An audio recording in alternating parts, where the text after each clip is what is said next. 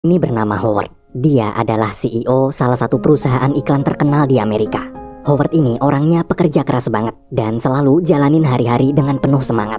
Pagi itu seperti biasa, sebelum mulai kerja, Howard terlebih dahulu berpidato untuk menyemangati seluruh anak buahnya. Dia berkata agar setiap hari bisa semangat, kita harus selalu ingat 3 hal terpenting dalam hidup, yaitu Love. We wish we had more time. Death. Namun semua berubah saat putri yang sangat Howard cintai meninggal dunia.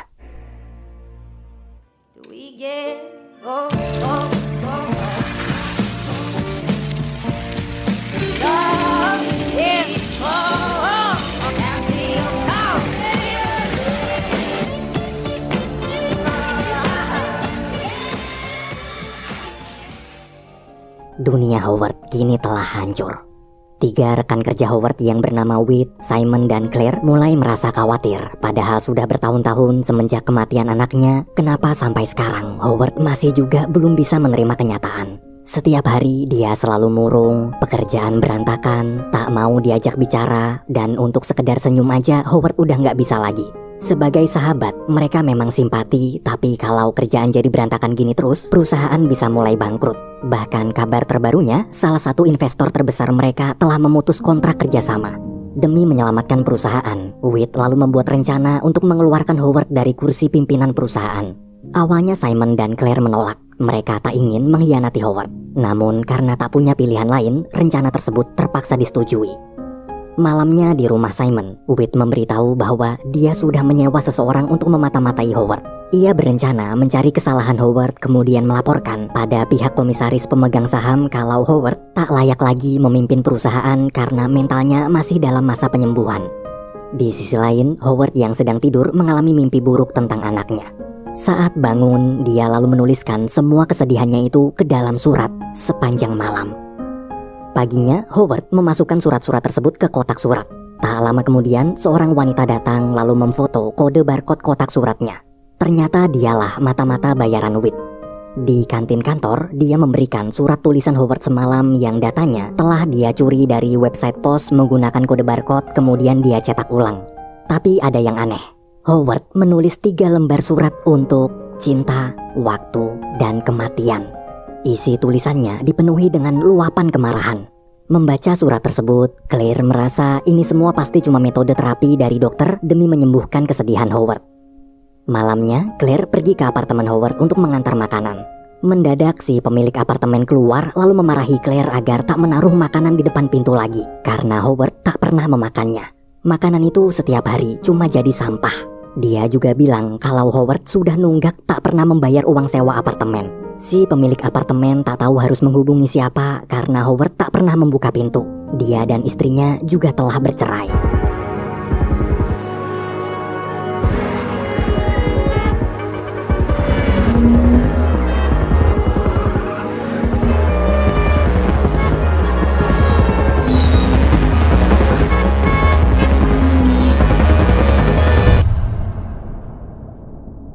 Pagi hari, Whit pergi menemui putrinya. Semenjak bercerai gara-gara ketahuan selingkuh, putri Whit sekarang tinggal bersama mantan istrinya. Melihat kedatangan sang ayah, putri Whit itu sama sekali tak senang. Ia terus mencari alasan untuk menolak ajakan Whit jalan-jalan, karena masih kecewa dengan perbuatan Whit yang selalu menyakiti perasaan ibunya. Siang hari, di lift kantor, Whit tak sengaja bertemu Howard. Seperti biasa, meski diajak ngobrol panjang lebar, Howard hanya terdiam tanpa mengucapkan sepatah kata pun. Setibanya di lantai atas, terlihat ada banyak sekali wanita mengantri untuk ikut casting menjadi model iklan skincare. Di antara sekian banyak pendaftar, Whit tertarik dengan satu wanita yang sedang berlatih dialog iklan terbalik. Jadi harusnya kalimat dialog iklan skincare-nya berbunyi, "Hidup ditemukan ketika kamu berganti kulit." Namun wanita tersebut membalik jadi, "Lepaskanlah kulitmu, maka kamu akan menemukan hidupmu." Mendengar itu, Whit buru-buru memberi instruksi pada produser untuk mengubah dialognya. Saat ingin mencari wanita tadi, dia telah pergi. Whit pun bergegas mengejarnya. Hingga sampailah di suatu aula teater di pusat kota. Si wanita tadi pergi karena terlambat latihan akting teater. Dia sudah ditunggu oleh 2 aktor teater lain, yaitu seorang nenek-nenek dan bocah berkulit hitam. Whit lalu mengajak mereka bertiga berkenalan. Dari hasil obrolan, ternyata acara drama teater mereka bertiga ini sedang ditunda akibat kekurangan biaya. Untuk mengisi waktu, setiap hari mereka terus berlatih akting sambil pelan-pelan mengumpulkan modal. Malamnya di rumah, saat sedang membereskan gudang, Whit menemukan kaset rekaman iklan buatannya dulu. Seketika dia dapat ide. Whit kemudian menyampaikan idenya pada Simon dan Claire. Dulu dia pernah membuat iklan tentang seorang guru yang sering marah-marah sama muridnya di kelas. Pas lagi teriak-teriak, mendadak muncul aktor memerankan amarah lalu menasihati si guru. Abis dinasehatin amarah, guru itu pun akhirnya bisa berdamai dengan amarahnya dan menjadi guru yang lebih baik. Nah, ide Whit yaitu dia ingin menyewa ketiga aktor tadi siang untuk memerankan peran menjadi waktu, cinta, serta kematian. 3 hal yang ada dalam surat tulisan Howard akan menjadi hidup. Whit yakin jika Howard dapat nasihat langsung dari 3 hal tersebut, dia pasti bisa kembali menjadi Howard seperti dulu lagi. Tapi seandainya masih belum sembuh juga, maka mereka terpaksa harus tetap menjalankan rencana awal, yaitu membuat seakan-akan Howard memiliki gangguan mental lalu melaporkan pada pihak komisaris agar dikeluarkan dari kursi pimpinan. Keesokan harinya, mereka bertiga menemui si wanita, si nenek, dan si bocah. Setelah menjelaskan bagaimana detail rencananya, mereka bertiga pun setuju untuk memerankan peran tersebut dengan bayaran masing-masing $20.000 atau sekitar 286 juta rupiah per orang. Nantinya Whit juga akan membayar beberapa orang di jalan agar berakting seolah-olah tak ada yang menyadari keberadaan mereka bertiga kecuali Howard. Kemudian malam itu juga mereka semua mulai berlatih memerankan. Death, love, time.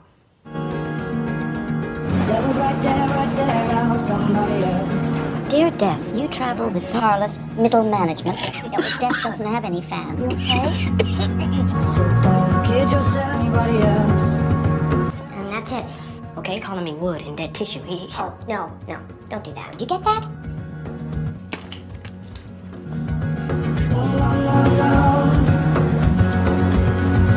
Dear love, goodbye. Just one word, goodbye. What am I even supposed to say to him? Tell him that you're within everything. Find his life again.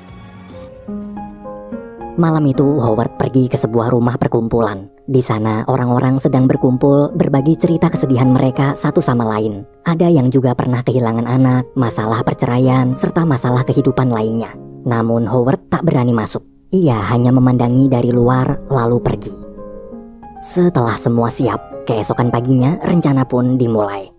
Di taman, si nenek menghampiri Howard kemudian memberikan surat yang kemarin Howard kirim untuknya. Ia memperkenalkan diri sebagai kematian. Melihat raut wajah kebingungan Howard, kematian terus mencoba meyakinkan bahwa dia nyata. Awalnya Howard tak percaya, tapi di tengah jalan ada seorang wanita berkata pada anaknya kalau Howard sudah gila karena bicara sendirian. Kematian menjelaskan di dunia ini cuma Howard sendirilah yang bisa melihat dan bicara dengannya. Howard pun ketakutan lalu segera pergi dari sana. Malam hari, Howard kembali datang ke perkumpulan rehabilitasi orang-orang yang bernasib sama dengannya. Perkumpulan itu dipimpin oleh seorang psikolog bernama Madeline. Ketika Madeline bertanya siapa nama putri Howard yang telah meninggal dunia, Howard tak sanggup menjawabnya dan ingin langsung kabur keluar. Madeline pun mencoba menenangkan dengan mengatakan bahwa dia juga pernah kehilangan seorang putri. Nama putrinya adalah Olivia. Karena kondisi Howard sangat terpuruk, Madeline tak mau memaksa bila Howard masih belum siap memberitahu nama putrinya. Selesai pertemuan, Madeline menghampiri Howard. Ia bertanya, berkali-kali Madeline melihat dari jendela Howard selalu berada di luar, kenapa baru malam ini dia berani bergabung masuk ke dalam. Howard bilang tujuannya datang ke sini hanya untuk memperbaiki keadaan. Madeline lalu berkata, ini semua adalah kenyataan. Kenyataan bahwa putri Howard telah meninggal dunia tak akan pernah bisa diperbaiki.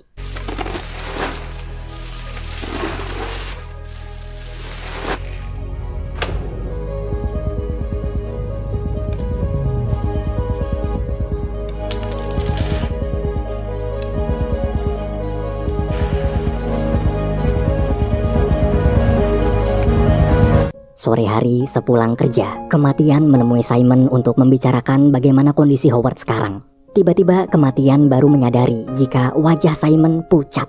Ia lalu bertanya apakah Simon sedang sakit. Simon pun terdiam. Ia menatap kematian dan berkata, sebenarnya dia sakit parah. Bertahun-tahun dia memendam semuanya sendirian, tak pernah memberitahukan soal penyakit ini pada siapapun termasuk anak istrinya. Meski dokter sudah memvonis umurnya tak akan lama lagi, tapi dia masih tetap takut untuk menyampaikannya pada sang istri. Keesokan harinya, Howard bingung kenapa ada bocah di kantor.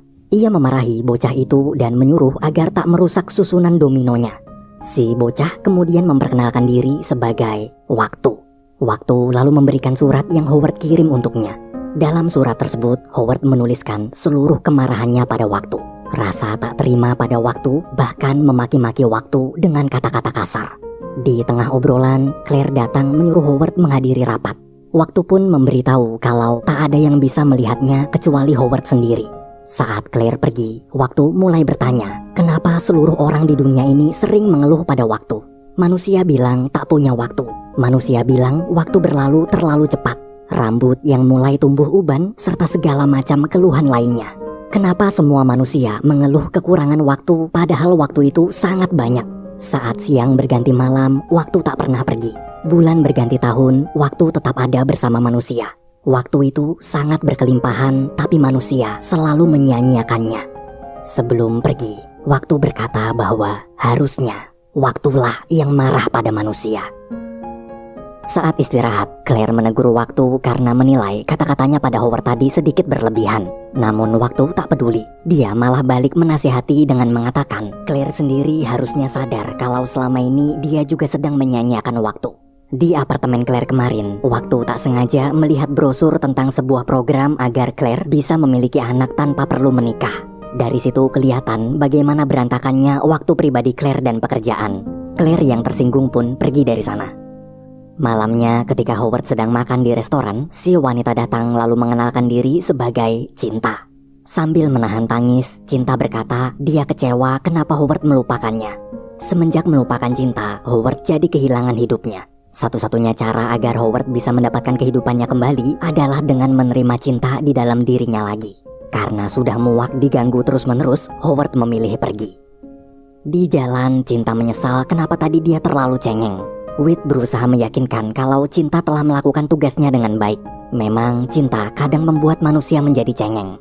Setelah melakukan tugas masing-masing, mereka semua pun berkumpul dalam aula. Di sana Claire memberitahu akibat tak ada perubahan positif, mereka terpaksa mengganti rencana seperti di awal, yaitu Cinta, Waktu, dan Kematian harus mengajak Howard mengobrol di tempat umum. Nanti dari kejauhan akan ada seorang mata-mata merekam lalu mengedit videonya jadi seolah-olah Howard sedang bicara sendiri seperti orang gila. Rekaman itu kemudian mereka tunjukkan pada pihak komisaris sebagai bukti untuk mengeluarkan Howard dari kursi pimpinan perusahaan. Mendengar rencana tersebut, Cinta menolak. Cinta tak tega menjebak orang baik seperti Howard dan memutuskan berhenti. Di sisi lain, Howard kembali berkonsultasi dengan Madeline. Dia curhat akhir-akhir ini psikologinya mungkin sedang terganggu karena dia seperti bisa berbicara dengan waktu, cinta, dan kematian dalam wujud manusia. Mereka pun melanjutkan pembicaraan sambil jalan. Di tengah perjalanan, Madeline cerita keadaan mereka berdua sama. Sama-sama telah berpisah dengan suami dan istri semenjak anak mereka meninggal dunia. Persis seperti Howard, Madeline dulu juga terpukul serta tak bisa menerima kenyataan hingga memutuskan untuk berpisah. Di hari ketika Madeline dan suaminya sepakat pisah, sang suami memberikannya selembar kertas bertuliskan, "Seandainya kita berdua bisa kembali menjadi orang asing lagi." Sampai sekarang surat itu masih Madeline simpan karena jujur, jauh di lubuk hati dia masih sangat mencintai suaminya. Di kantor, Howard menunjukkan tempat kemunculan waktu. Ia juga menceritakan bagaimana cinta serta kematian muncul. Madeline di situ bertanya, memangnya apa isi surat yang Howard tulis untuk kematian? Howard menjawab bahwa dia menulis pertukaran. Di hari detik-detik sebelum anaknya meninggal, sampai sekarang pun Howard terus memohon pada kematian agar bersedia melakukan pertukaran. Ia menulis, "Ambillah nyawaku, jangan anakku." Tapi ternyata permintaannya tak pernah terkabul.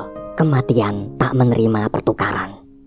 Obrolan berlanjut ke restoran. Howard cerita apa aja jawaban yang dia dapat saat bertemu waktu, kematian, dan cinta. Mendengar cerita tersebut, Madeline sama sekali tak kaget. Ia malah menyuruh Howard mendengarkan kata-kata mereka karena mungkin ada pesan penting yang ingin mereka sampaikan. Dulu di hari Putri Madeline meninggal, ada seorang nenek-nenek berkata, bila kita bisa menerima kenyataan, maka kita akan bisa menemukan keindahan hidup atau collateral beauty. Pada saat itu, Madeline masih belum mengerti bagaimana bisa kita menemukan keindahan hidup sedangkan putri yang begitu dia cintai baru aja meninggal. Namun, setelah waktu berlalu dan Madeline mencoba kembali melihat dunia luar, akhirnya dia mulai mengerti apa itu collateral beauty. Dia merasakan perasaan sedih tapi indah. Mungkin bisa disebut kesedihan yang indah. Madeline kemudian meminta Howard untuk mencari collateral beauty-nya juga. Namun Howard justru marah. Howard lalu memesan taksi untuk Madeline dan pergi meninggalkannya. Pagi hari, Whit menemui Cinta. Ia terus memohon agar Cinta mau bergabung dalam rencananya lagi sambil menjelaskan ini semua dia lakukan demi membuat putrinya bangga. Dulu di hari ketika putrinya lahir, Whit menatap matanya. Anehnya di detik itu dia tak merasakan cinta sama sekali. Tapi dialah yang menjadi cinta. Kini semua hancur. Putrinya tak pernah mau bicara dan selalu menyalahkan Whit semenjak perceraian. Whit berharap dengan memajukan kembali perusahaan yang hampir bangkrut ini atau bahkan punya kesempatan untuk menjadi pemimpin perusahaan, dia mungkin bisa membuat putrinya bangga dan mau bicara dengannya lagi. Mendengar cerita barusan, Cinta pun luluh. Ia bersedia membantu, namun Whit harus berjanji segera memperbaiki hubungan dengan putrinya. Beberapa hari kemudian, rencana pun kembali dimulai. Saat Howard pulang kerja, waktu datang mengikutinya dari belakang. Karena sudah sangat muak, Howard akhirnya meluapkan seluruh isi hatinya. Sambil berteriak, Howard mengatakan kalau dia kecewa. Ia kecewa kenapa waktu mengambil putri yang dia cintai begitu cepat. Baginya sekarang, waktu bukanlah hal berharga seperti dulu lagi. Tapi waktu justru seperti penjara kehidupan. Dari kejauhan, terlihat wanita mata-mata sewaan Whit sedang diam-diam merekam mereka. Howard lalu melanjutkan perjalanannya. Di stasiun kereta, kematian datang menghampiri dan mencoba memberitahu bahwa kematian putri Howard bukanlah akhir dari dunia. Kematian pun menceritakan sebuah kisah tentang percakapan dua bayi kembar dalam kandungan ibu. Berbulan-bulan lamanya berada dalam perut, kedua bayi tersebut hidup nyaman, hangat, berkelimpahan makanan, dan bahagia. Hingga suatu ketika mereka saling bertanya apa yang akan terjadi setelah ini. Kemudian di bulan ke-9, meski takut, mereka berdua akhirnya lahir, berpindah ke alam dunia. Dan ternyata alam dunia tak semenyeramkan bayangan mereka sebelumnya.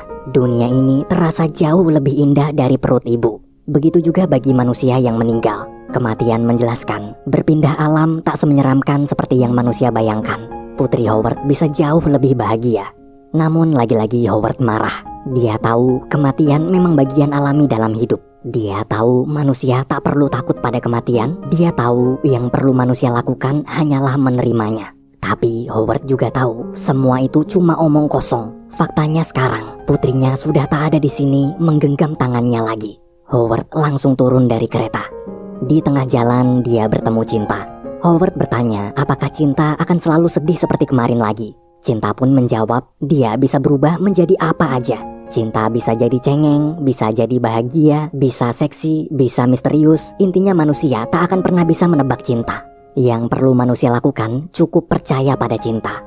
Mendengar kalimat tersebut, Howard berkata dulu dia percaya Cinta, sangat percaya. Tapi Cinta berkhianat. Dia telah menghancurkan hati Howard dan kini hanya tersisa kesedihan. Cinta lalu menjelaskan bahwa dia tak pernah mengkhianati Howard. Dia bagian dari semua kehidupan. Bahkan dalam kesedihan dan kehancuran manusia pun, Cinta masih akan terus tetap ada. Beberapa hari kemudian, Whit, Simon, Claire, serta para pemegang saham berkumpul meminta penjelasan Howard tentang sebuah video yang telah diedit sedemikian rupa di mana dia terlihat sedang marah-marah sendirian di jalan. Howard di situ bingung apakah semua hanya ilusinya. Berkali-kali ditanya, Howard cuma terdiam tanpa menjawab sepatah kata pun. Namun saat dia melihat wajah ketiga sahabatnya, seketika Howard tersadar mereka bertigalah dalang di balik semua ini. Karena merasa sudah tak sanggup mengkhianati Howard lagi, Claire pun mengakuinya.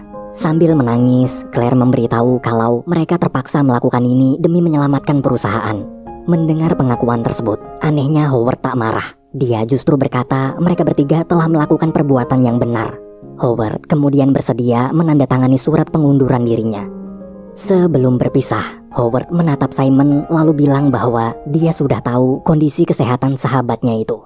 Meski Simon berusaha menutupi penyakitnya dari semua orang, tapi Howard tetap tahu. Bahkan Howard diam-diam telah menyiapkan segala kebutuhan untuk menjamin keluarganya jika Simon meninggal nanti. Claire, Howard berterima kasih. Dia tahu Claire adalah wanita pekerja keras yang selalu lembur tanpa mengenal waktu demi memajukan perusahaan, sampai-sampai melupakan kebahagiaan pribadinya sendiri. Whit, sahabat terbaik yang telah mengecewakannya. Howard bukan kecewa karena rencana pengkhianatan ini, tapi Howard kecewa kenapa sampai sekarang Whit masih juga belum berbaikan dengan putrinya.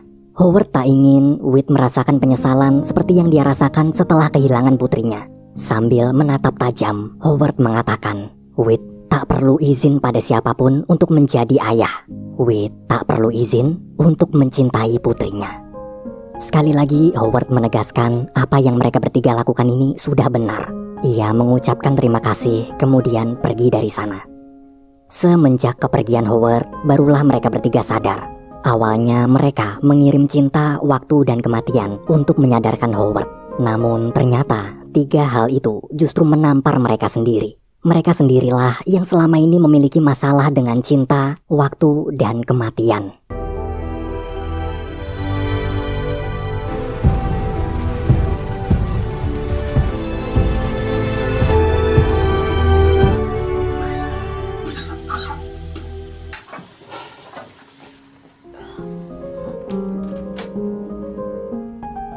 Are you okay?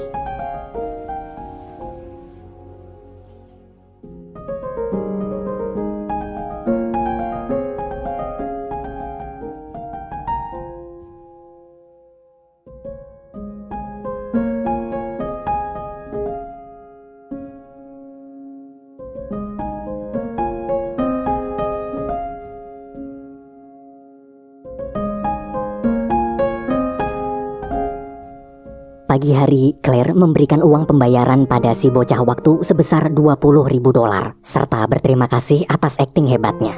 Si bocah memberitahu kalau bakat akting tersebut dia peroleh dari kedua orang tua angkatnya. Sang ayah adalah penulis buku, sedangkan sang ibu selalu menceritakannya berbagai kisah-kisah dongeng sejak dia kecil. Walaupun hidup miskin, namun berkat kasih sayang orang tua yang hebat, dia jadi tumbuh dengan hebat. Si bocah bilang suatu saat nanti Claire pasti akan bisa menjadi orang tua angkat yang hebat juga. Bagi seorang anak, yang terpenting bukanlah lahir dari rahim orang tua mereka, tapi tumbuh melalui orang tua mereka.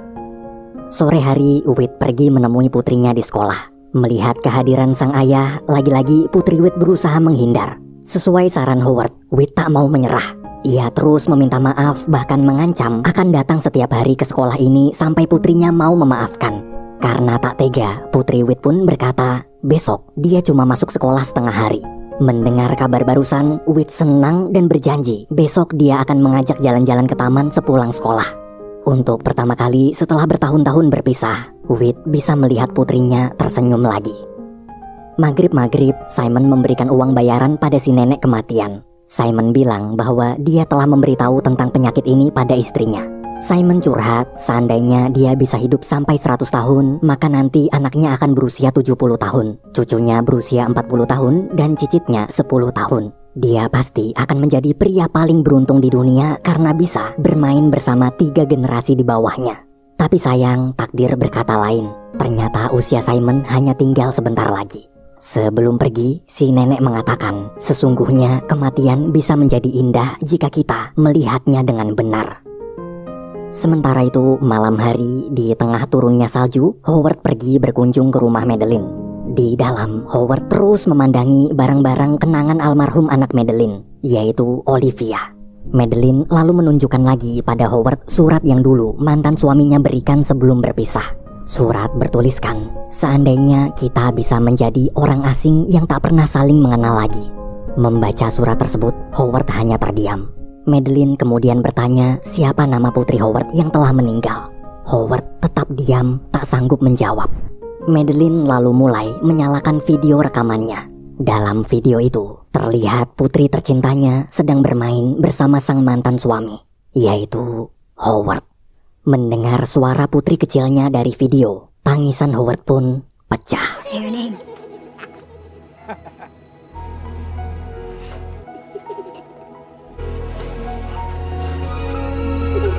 Her name was Olivia.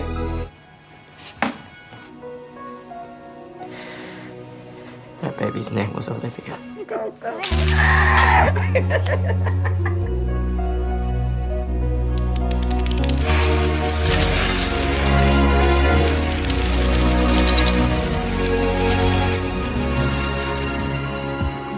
I saw the ending before the movie was done. Hari demi hari berlalu, hubungan Howard dan Madeline kini semakin membaik. Ketika mereka berdua jalan-jalan di taman, Howard melihat waktu, cinta, dan kematian di atas jembatan. Bila dulu dia selalu marah pada 3 hal itu, sekarang dia sudah bisa tersenyum. Kini Howard telah menemukan collateral beauty-nya. Ia menemukan keindahan dalam kesedihan.